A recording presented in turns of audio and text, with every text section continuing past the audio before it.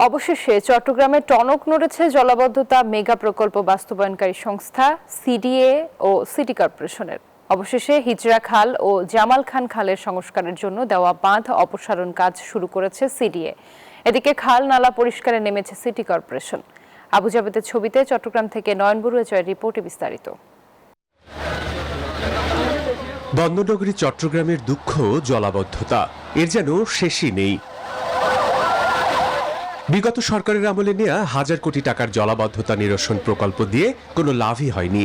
হালকা বৃষ্টিতেই চট্টগ্রাম মেডিকেলের সামনের সড়ক, চকবাজার, বাকুলিয়া, মুরাদপুর সহ অনেক এলাকা জলমগ্ন হয়ে পড়ে।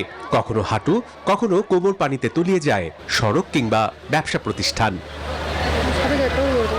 নগরবাসীর অভিযোগ, খাল সংস্কারের জন্য দেওয়া বাঁধ এখন গলার কাটা, তাই এসব বাঁধ অপসারণে নেমেছে সিডিএ।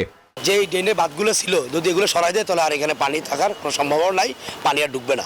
বাঁধগুলো তুলে দিলে পানি আর জমবে না, আবাসিকও জমবে না, কোনো দিকে পানি জমবে না, সব দিকে পানি নেমে যাবে। 200-র বেশি সার্ভিস ও ফিচারে লেনদেনের সব বিকাশ অ্যাপে সম্ভব। এদিকে সিডিএর পাশাপাশি নগরের জলাবদ্ধতা নিরসনে খাল নালা পরিষ্কারে নেমেছে সিটি কর্পোরেশনও।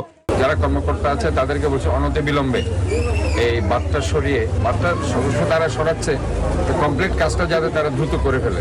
আমরা যদি শুধু নালা পরিষ্কার করতে আর জনগণ সারাক্ষণ ময়লা ফেলতে থাকে, এই ব্যাপারে আমার মনে হয় তাদেরকে একটু সচেতন করতে হবে।